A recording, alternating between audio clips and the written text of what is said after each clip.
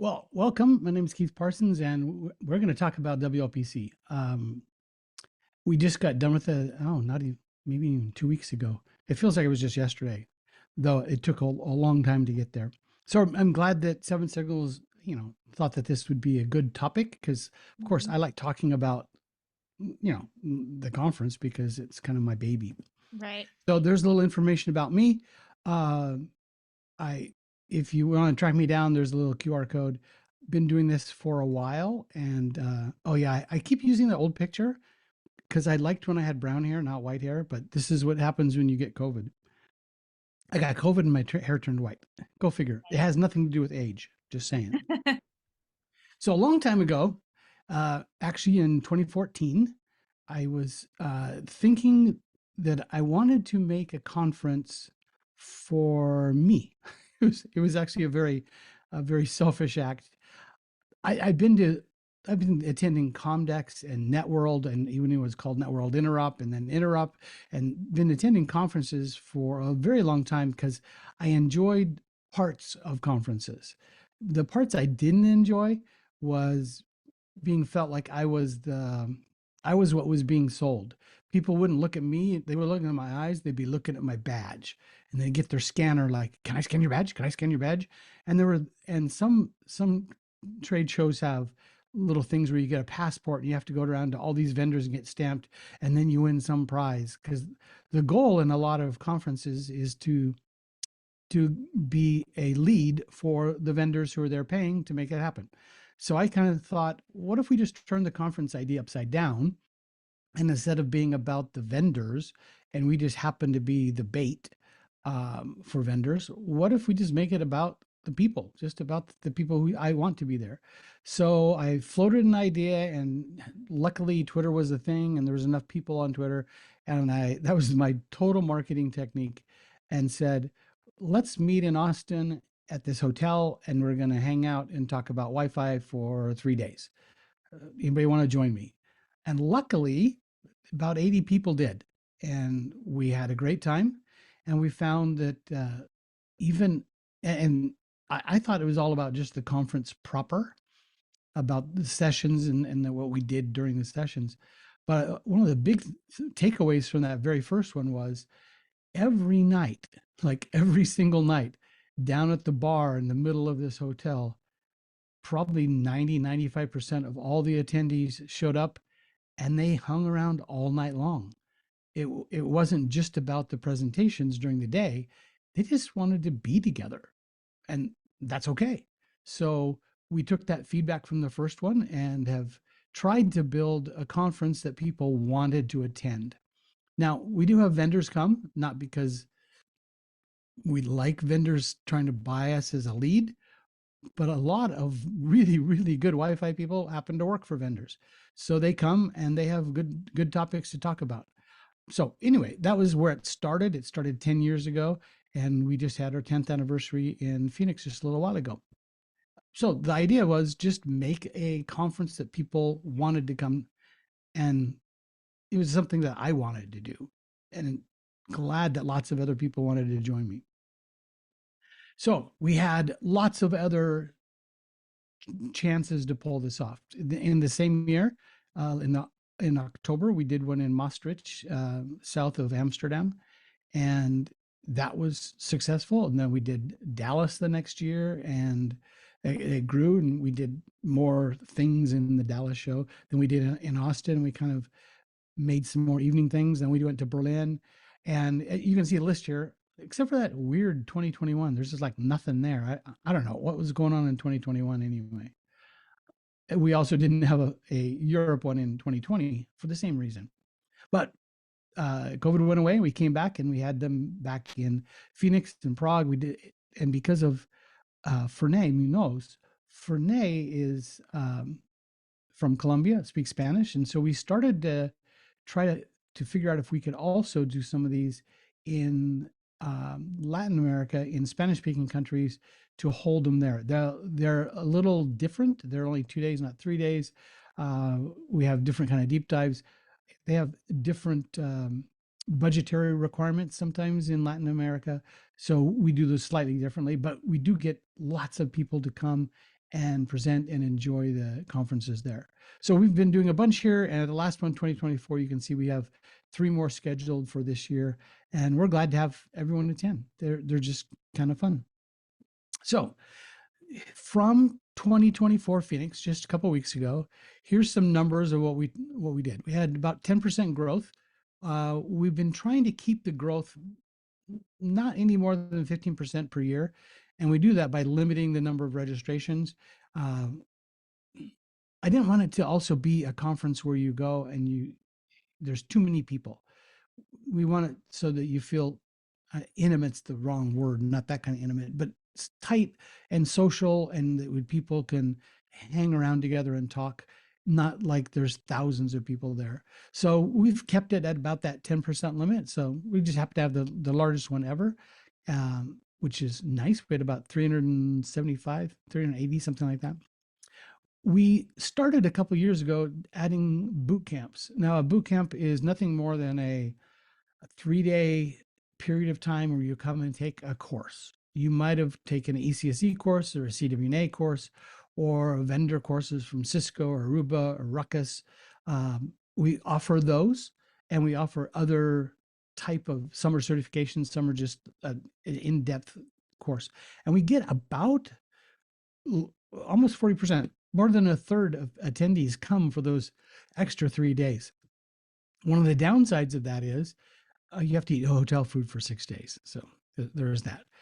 But really another downside is, so that 37% this last time around represented a bunch of people that had been 3 days and nights together hanging out. And so when new people come to just the conference on basically it's the fourth day, but it's the first day of the conference, they feel like, oh, these people, they all know each other.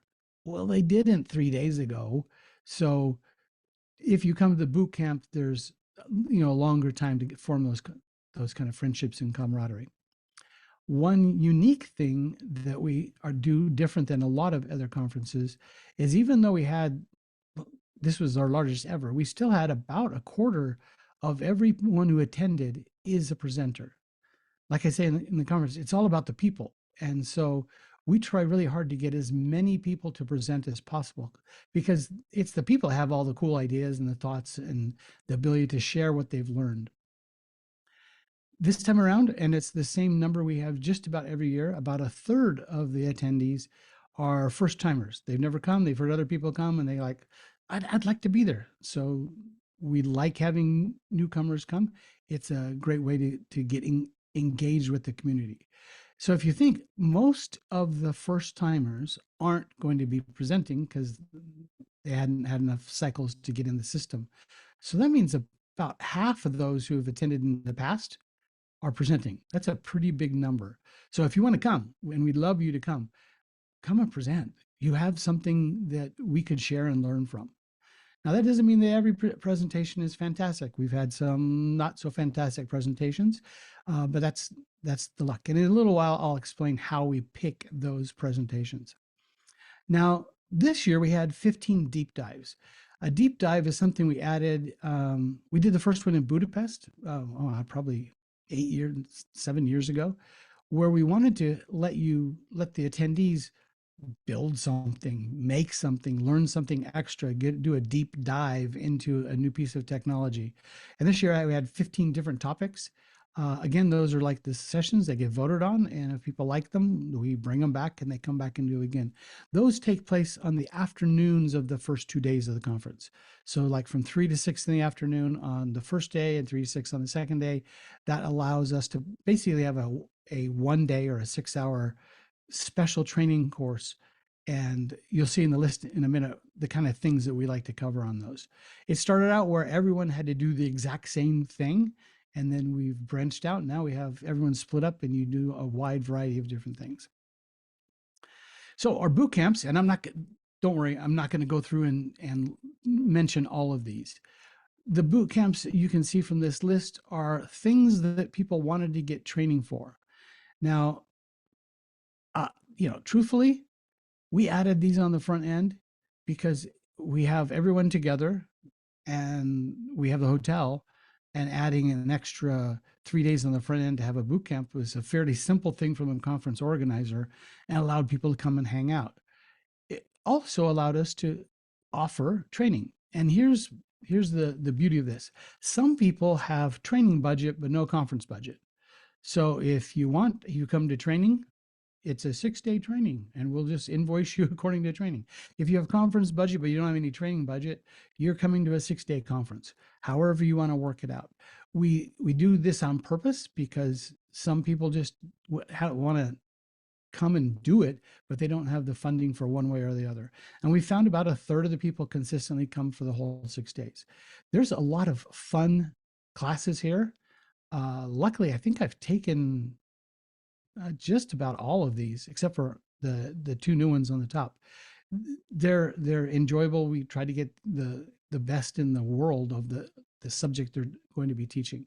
Sometimes you come and you get a certification, like you come to the CWNE, you get a CWNE. If you come to the Ruckus certified class, you get their designation. And other things like Python, Jake Snyder just teaches you Python as a wireless engineer and you come and learn it. And there's no certification, but you came from the knowledge. Peter McKenzie offered a new one this year. It was the first time it's ever been taught, was a Hamana certification. And he got a bunch of people through the course and gave them exam.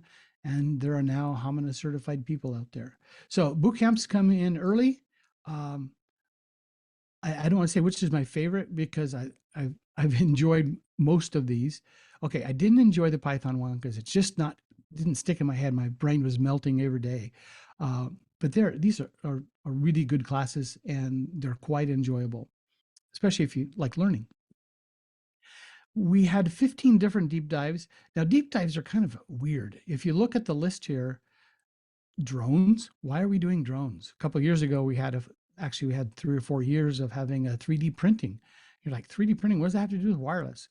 Well, there was a linkage. People in the industry were using 3D printing to make things to help their Wi-Fi setups. So we thought, well, I want to let people come and get a 3D printer, learn how to use it, take it home, and they can continue on.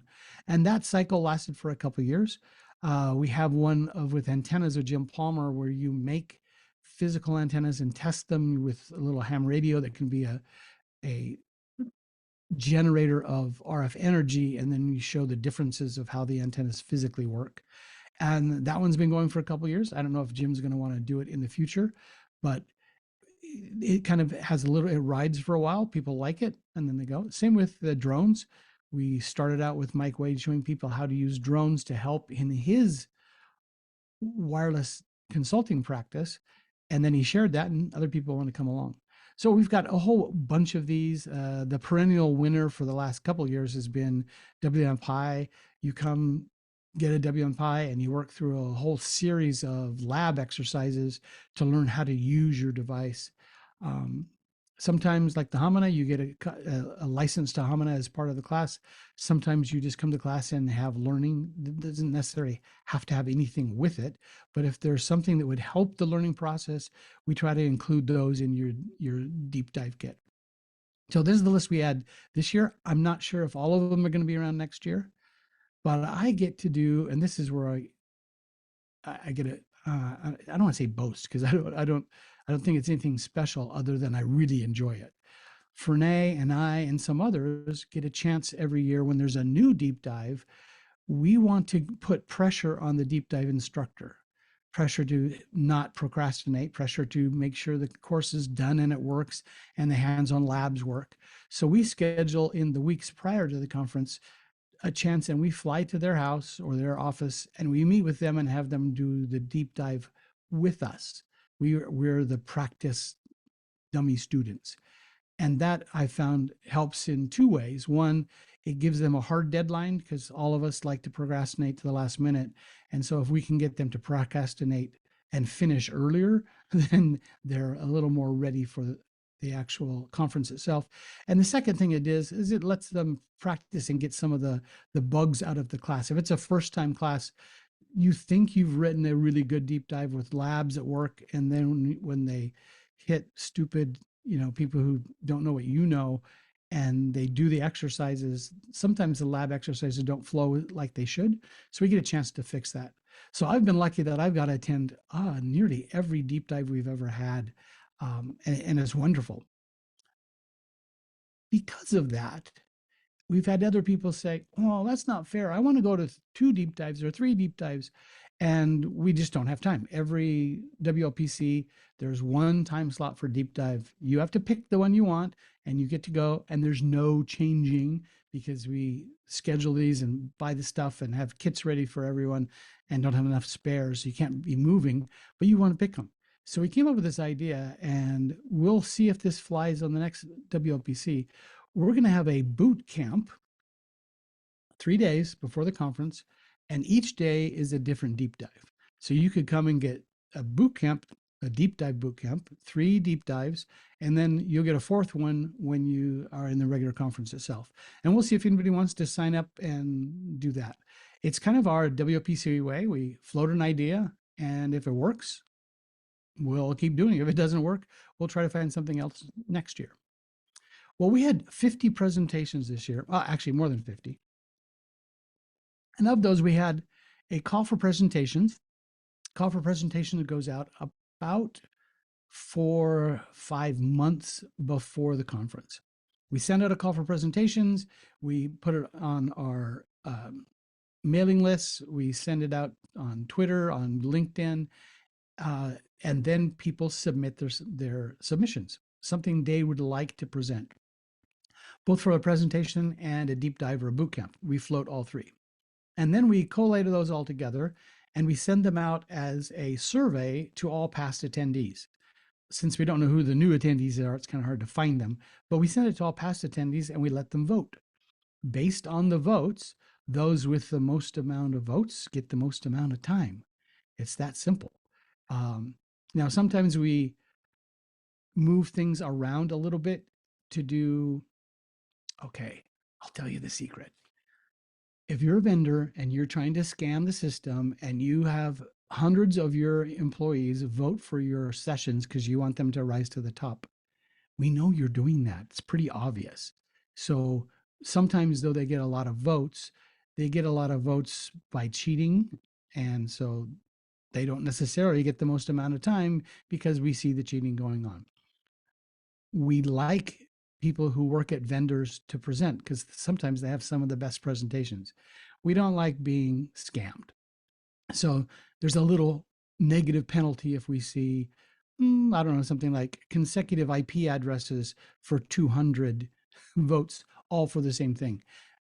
We don't do that. But we like to see what the audience wants. Now, one of the problems we've found in the past, and we've tried different ways, we've done the title of the session without the person's name to allow more people a chance to get in, because if you've presented before and people hear you and they like you, they will give you more votes. If you presented before and you didn't do such a good job and they see your name, they won't give you a vote. And that's kind of unfair because you might have a good topic. We tried that and yeah, it didn't work so well. We tried the reverse of just posting this person's name is going to present, but not the topic. And then it became a popularity contest. And sometimes we got not very good content. So we kind of mix both. We have both together. And we have a little committee where we get together after we get the votes and sort them and work through them and find the ones that we think will work well. Honestly, every session, every single year, we have some sessions, some presentations that just bomb. They just do. They looked like it was going to be a good person. It looked like a really good topic. And then the delivery sucked. It was terrible. So, if that person comes up again, we'll give them the chance if they get a lot of votes, but usually the votes just don't happen the second time around. So anyway, at the end of the voting, then we publish to the website all the people who are, all the list of the sessions and the deep dives and everything, and wait about a month to let that soak in, because on the day of registration, we sell out about, well, last time in 4 hours, we sold out over 85% of the available seats. So we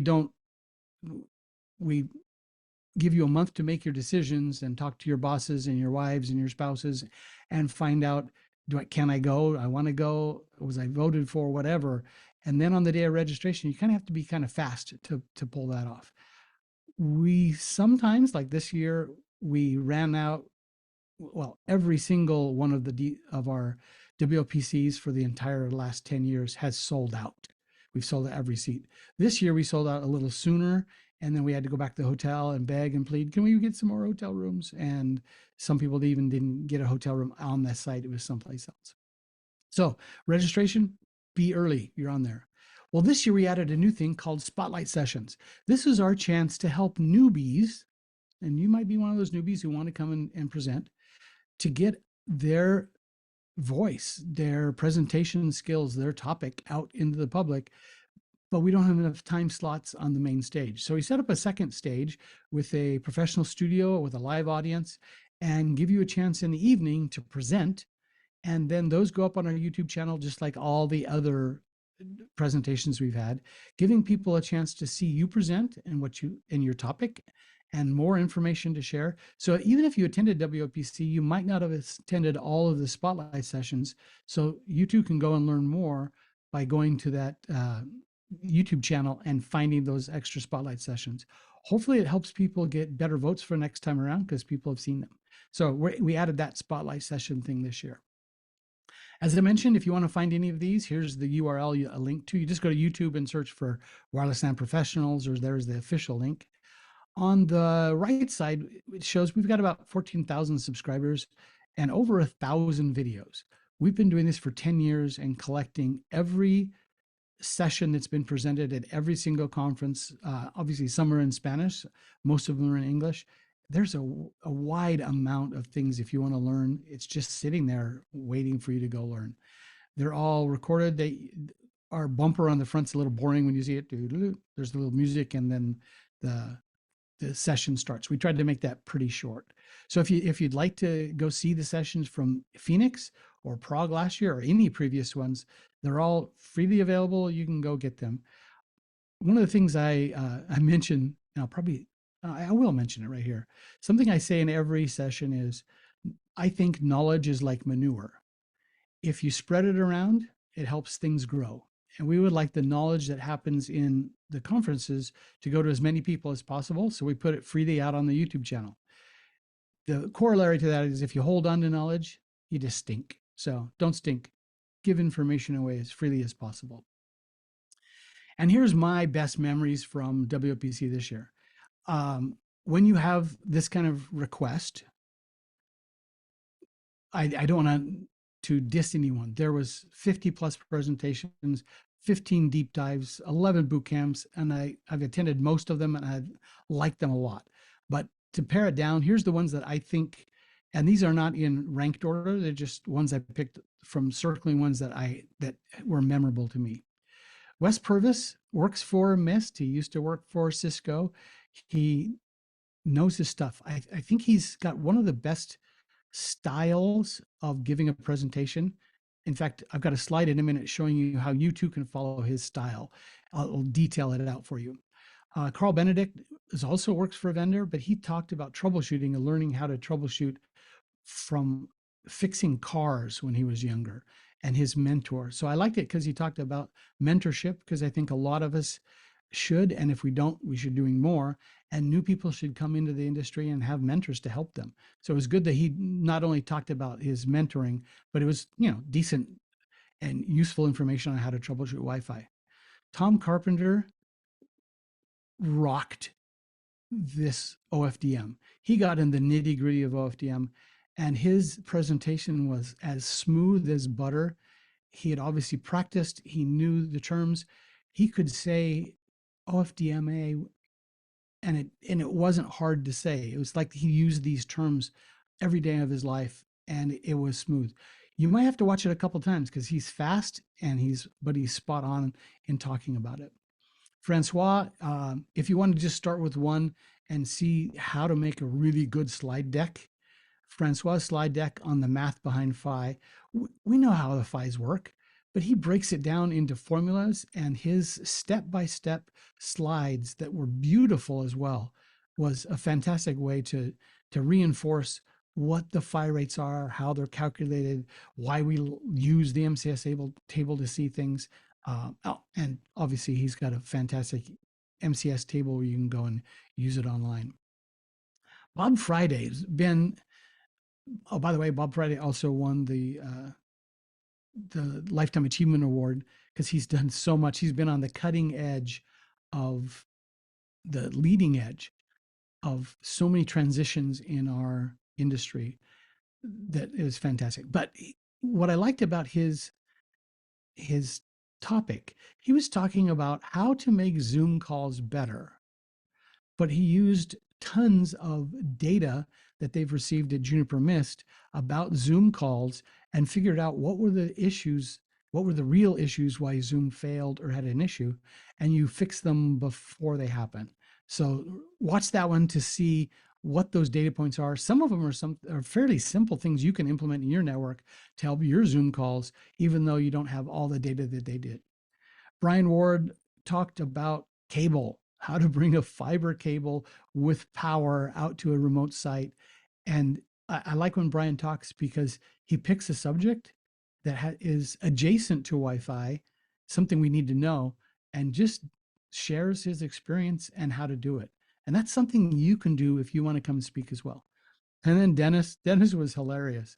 Dennis stands up with a cat and hat on and did a Dr. Seuss version of antennas that was not just hilarious, but also very educational.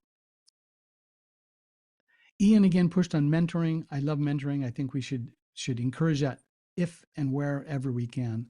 I had Luke come and talk, and I put him on here because EduRoam is a thing that we all need to know. It exists. There's more understanding on how lots of things work in the world that happen with EduRoam because it's kind of cutting edge. It's using technologies that are 802.11x is really old, but it's allowed universities to form this huge global system. And so we had EduRoam on site, and Luke presented on that. And the final one here is Fernay, and Fernay's been my friend for, I can't remember. He was a customer once, and then he was my employee for a while, and now he's just my partner and friend, and we get along well.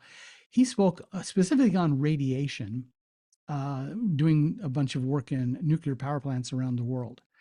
But at the end of his,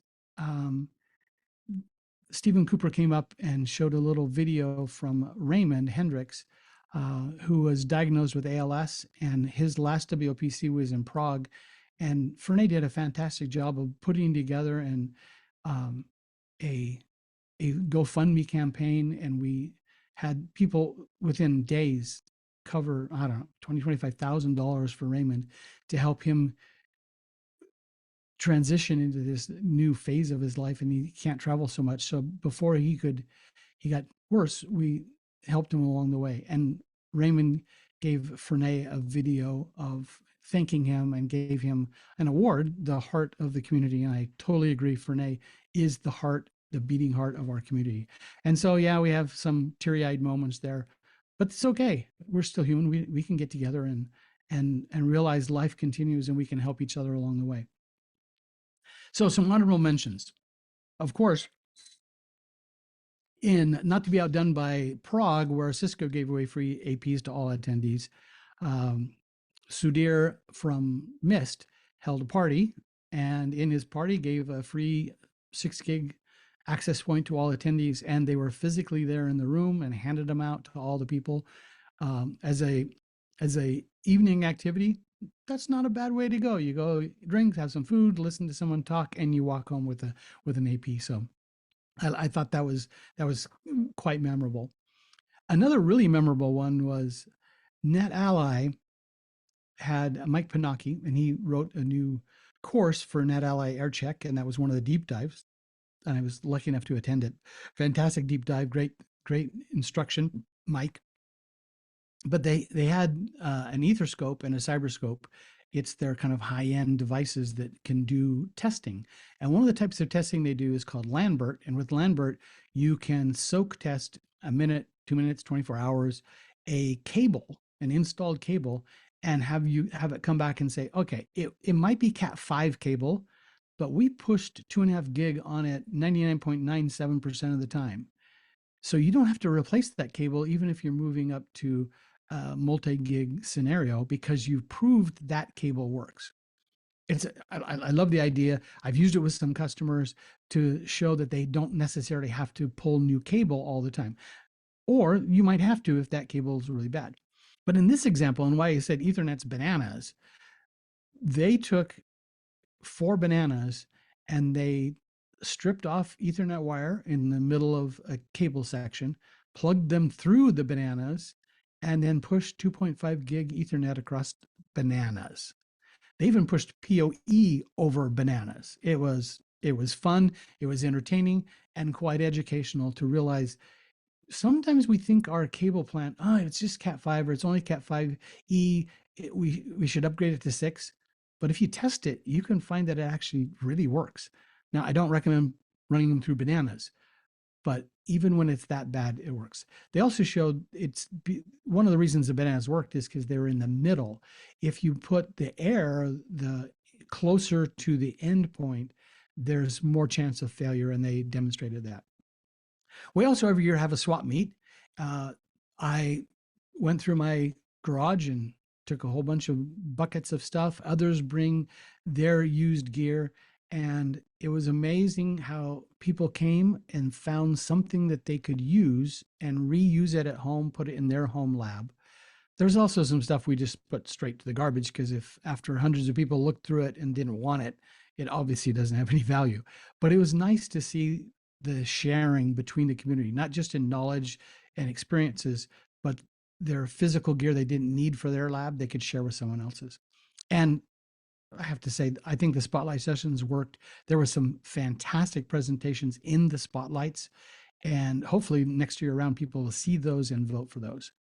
And then the last thing was this was our 10th anniversary. And in the 10th anniversary party, I had a bunch of really good gifts, and we are going to give away and we had birds of a feather tables, and we had tables for vendors where you could go and find them.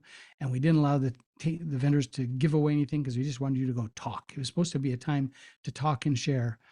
And then they made me turn around and played a video from friends, colleagues, attendees from the last 10 years, thanking me and thanking the conference for helping them change their lives. It was very touching, definitely a tearjerker for me. And then they went and put the icing on the cake. And my 4 children and their spouses and my wife all showed up totally surprised. And then they talked and said things like, "You weren't a bad dad." And it was like the best gift I've ever received to know that your actions have actually had positive effect on others. And the things you did as a father, your kids liked it and remembered, and they turned out pretty good. So that was my highlight. Um, yeah.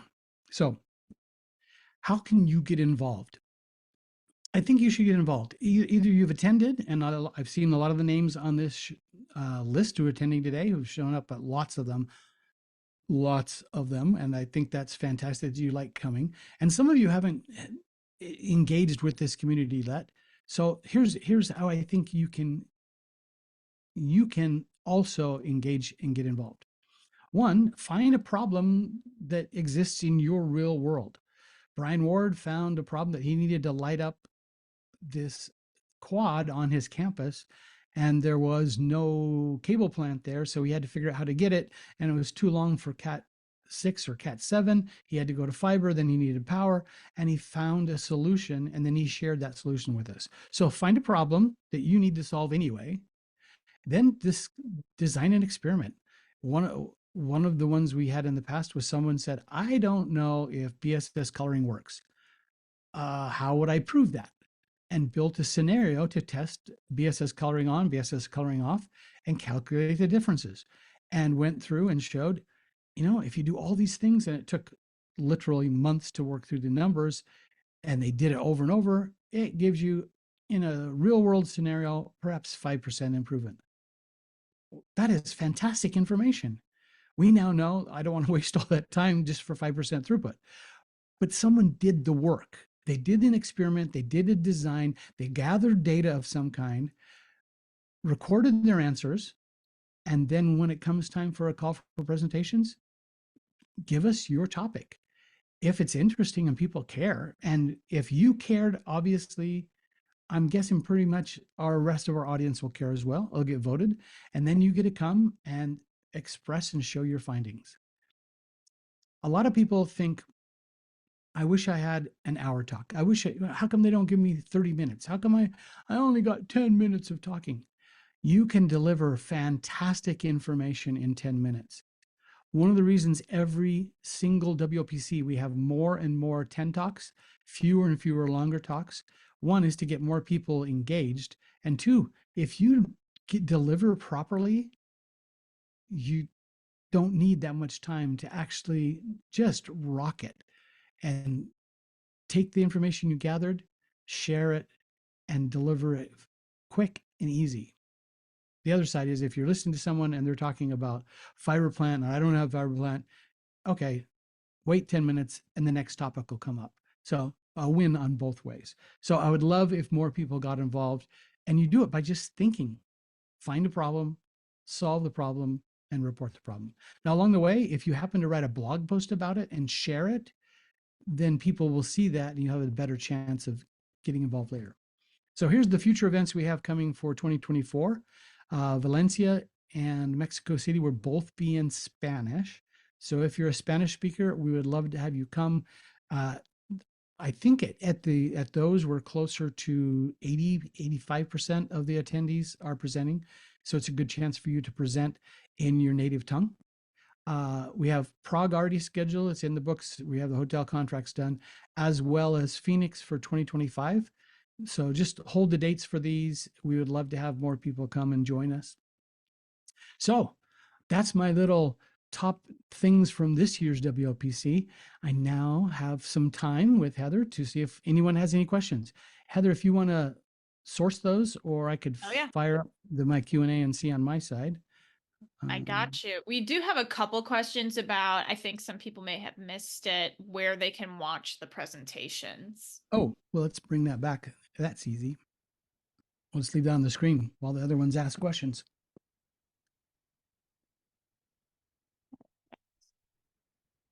And if you go to the YouTube channel and you sort by latest, all the ones from Phoenix will show up, and then Prague and they're in backwards order if you like. Or you can look at the popular ones, or you can just search for a person's name. Yeah, just use YouTube search like you normally do. Perfect.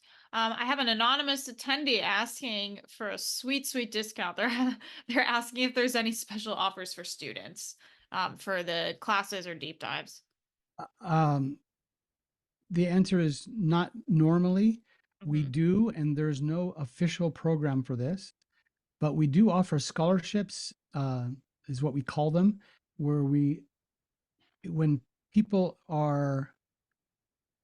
want to come really, really bad, but don't have the financial resources to do it. We do that a couple times. We don't publish that. It's if you're recommended and people say it would be really good if this person came, they can't come. We work on a one-on-one basis with that. We don't and have never offered any discounts. Oh, I take that back. Some people send 5 or more on a single invoice, and we've offered a little like 10% discount for that to help companies because we only have a single invoice to work with. But Mhm. unlike vendor sponsored conferences, we have to cover all the costs, and the only place we have income is from the attendees. So it is kind of a backwards conference. Since there's no vendor payments, we don't collect any payments at all from vendors. Even if a vendor has a party at night, that goes to the hotel's catering staff. It doesn't come to us. So yeah, sorry. I wish we had a and maybe if you find a mentor to help you and the mentor is engaged in the community, yeah, Sponsor. try that route. That's kind Yeah. of a hard question because it doesn't really fit Yeah. our business model. Yeah. And I think that's a good point, is maybe to just lean on the community and see if there's like sponsorship within the community. We have a really good community. There's a whole Oh, Slack and everything. So by the way, if you present a deep dive, not only do you get your conference for free, you get paid for presenting the deep dive. So some people, when they're in that situation, they go, wait, I want to go and I like to get paid. So yeah, we pay our instructors for boot camps. We also pay the instructors for the deep dives, and they get free conference registration because they're helping. So if you have a really great idea and you want to do a deep dive, we can work that out too. There you go. Speaking of deep dives, Martin's in the Q&A asking if there's any chance that the deep dive BC will happen in Prague. Yes, yes, Martin, a good idea. I think we'll actually float that idea for Prague. We'll put it on the registration page. If we get enough attendees to who want the votes for that, we will probably carry one of those in Prague. We have 3-day boot camps. We could have 3 days of deep dives prior to the conference. So yes, Martin. Awesome. And then Anonymous, you're asking me about the Slack group. I'm going to put that in the follow-up email. So I'll go ahead and do that so Okay. that you can have access to that. And then, ooh, this is a fun one, but this could open a whole can of worms. Any chance WLPC will come to Boston, Massachusetts? Is there any plans for WLPC to go anywhere else? Um, Yeah, we could. So we started in Austin and then Dallas because we wanted to go someplace in February where it was warm. Um, Boston in February, probably not going to happen. That, that's really not a warm place. We've been staying in Phoenix for logistical reasons. We have our own stage and all the backdrops and the lights and 15 classrooms worth of whiteboards and projectors and all the gear. So we have a big uh, storage facility, but all of it together fits in a large U-Haul van. I mean, a U-Haul truck. So this might be our last next year in 2025 might be our last Phoenix. And as we grow, we need to get to a different size hotel. And even if we only go 10%, we'll be over 400. So we might be looking at a different hotel, and then we can go anywhere where it's warm and within driving distance of Phoenix. So Boston probably not going to happen. Yeah. Oh, and by the way, just one of the things that's triggered in the very beginning, I think I forgot to say, is when you come to the conference, your hotel and food is included because we want people to hang around and stay there and do stuff in the evenings. And evenings are as full or more busy than the days. So that's why we have that included, so that we want people to stay on site. Um, Mm-hmm. and so we could change and go to a split conference where there's lots of hotels and we just use a conference center, but then we'd lose all that energy that happens in the evening. Yeah. Yeah, I'm a big fan of the space that y'all have in Phoenix. It's really, really nice. If you haven't been, don't knock it till you try it. Yeah, Robert's saying Florida's warm in the winter. Yes, it is, but so is Phoenix. And this year, by the way, we had fantastic weather. Really? Yeah, it was like you just walk out and stand in the sun during all the breaks. It was great. Oh, yeah. And then I remember tagging on like an extra afternoon, and me and Jim Vada went and climbed the North Oh, the Mountain. peak, yeah. Yeah. Oh my gosh, it was perfect. Beautiful.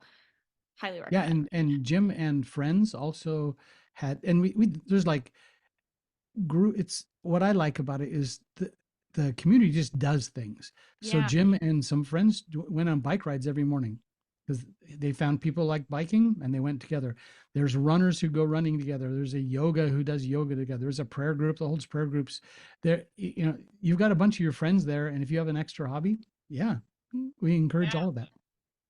Maybe even skydiving if you know Chris Couch. There's definitely golf, and there has been skydiving. Yes. That's such a thing. It's so interesting to see how much these people have in common. It's really cool. Oh, we just keep okay, let's see. I'm kind of reading these live now. Um, okay, this is an interesting one, and I'm sorry if I butcher your name, Latha. First of all, thanking you for the presentation.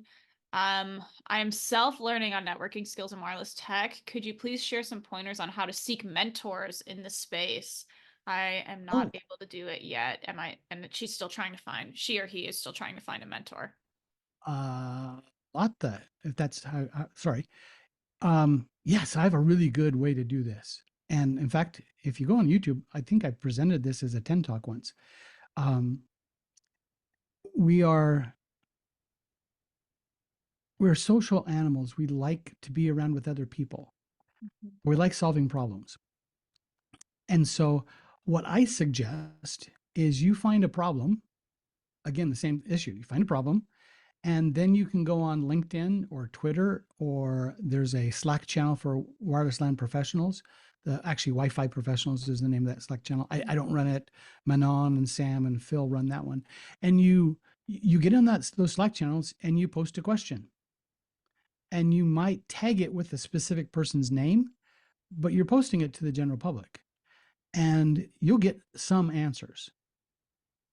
And then take the initiative to go and research the answer yourself. Write up a blog that answers the question that you asked. Post the blog, go back to Twitter or LinkedIn, Slack channels, and say, this is my problem I had. This is what your answers were. This is how I researched it. And then here's mine. Would you mind reviewing it? And people will go back and look at that. And then you've shown to the whole community as a whole that you engage, you do something, you give back as well as not just take. We don't no one likes just takers, but we engage with people who think and who process data, share their information, and then we share back and we get all excited about it. So if you want to engage, write something, share a blog post. Now, WM Pros, my website, we will gladly take anyone's blog and let you do a guest blog on our if you want to have a little wider reach. But post it and share it. Once people know who you are, then they'll engage with you. So don't think that someone's going to come and find you. You find a mentor, don't have the mentor find you. And mentors want to help people, they don't want to be bugged. So if you can be helpful, that it's much easier for a mentor to say, "Oh yeah, I'll gladly help you along your journey." So there's nothing wrong with being new. We were all new at some point, and those who I've seen engage. In fact, I'll give an example of Jim Palmer, who actually had a 30-minute slot, and he taught a deep dive a bunch of times. I met him at a CWNP conference, oh, maybe 8, 10 years ago. And he was just talking and he's like, I really wish I could get included. And I went, then do it. He started writing a blog. He he ended up changing jobs because of that. He moved on, and now people are like, oh, I want to be like Jim. Well, I remember Jim saying, I want to be like Peter, Roel Dionisio. I remember Roel coming and meeting us at a thing and saying, I really want to have, and he started his own podcast and his own company. He's now grown. So it is totally possible. I could name you 30, 50 people who started out where you are and who are now leaders in the community making stuff happen. So yeah, don't be afraid, just engage. So someone asked, are we going to move from EU? Yes, this is our last year in Prague. We'll be searching for, because we kind of filled, we've been in Prague enough times. We'll be looking for a new site. If you're interested, drop me an email, keith@wlnpros.com, some ideas. We're looking for sites that aren't London, Amsterdam, Paris expensive, because we want to keep the cost down for attendees. We've done Lisbon, Budapest, Prague, and I was looking at Kiev a couple years ago, but I don't think we'll be going there in Ukraine. So, Awesome. Okay, great. Latha, I'm sorry if I'm butchering your name. oh, Just I I, thank you. I just I just read their answer. So, Okay, yes. perfect. Just a thank you from them. And then Pedro, last thing we got in the Q&A before we say our goodbyes. No question, just to say many thanks. It looks like they've been following you since Wi-Fi Day in 2017 and they were fascinated. So Well, awesome. Pedro, just by looking at your name, I'm guessing you might speak Spanish. So put in something for Valencia. I know Ferne's looking for as many good people to share their information as well. So thanks, Heather, for having me on and letting me talk a little bit about my little baby that I love. Of It's course. nice to see that WLPC has helped people. Yeah. It the magic of it, if there is magic, is twofold. One, we just bring people together and they like it. That's Mhm. it. The second is we change and improve because we ask the attendees what they want and we give it to them. That's it. Yeah, Nothing special. absolutely. That's